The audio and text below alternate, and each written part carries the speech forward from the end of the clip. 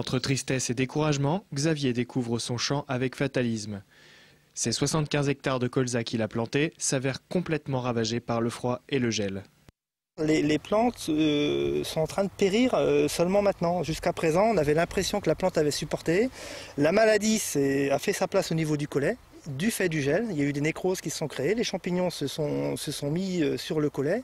Et petit à petit, on amené des pourritures, ce qui fait que la plante est en train de mourir seulement maintenant, quoi. Face aux conséquences de ces intempéries, la Fédération départementale des syndicats d'exploitants agricoles tente de resserrer les rangs. Dans l'Aube, les successions de calamités agricoles depuis 2 ans laissent peu d'espoir auprès de ceux qui viennent de se lancer dans la filière. Depuis 2 ans, on s'aperçoit, l'année dernière, on a été beaucoup touché par la sécheresse. Et là, à nouveau, notre département est fortement touché par les dégâts du gel.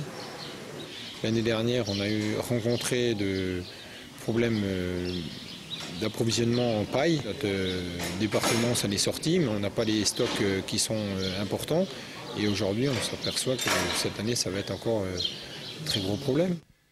Une mobilisation des professionnels qui a pour but d'adresser un message clair au gouvernement. De telles situations climatiques à répétition risquent de ruiner les efforts des agriculteurs. Le bilan de cette visite dans l'Aube doit servir d'exemple durant cette crise. Les agriculteurs qui s'engagent sur des mesures agri-environnementales s'engagent pour 5 ans et indiquent à l'avance les cultures qu'ils vont mettre sur cette parcelle. Et donc là, gel, je suis obligé de refaire.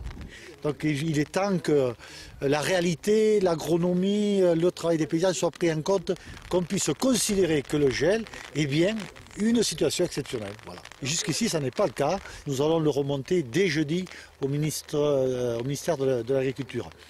Seul réconfort désormais pour les agriculteurs sinistrés, que la période de gel de cet hiver et ses conséquences désastreuses permettent à l'avenir de formuler au niveau européen des mesures d'anticipation.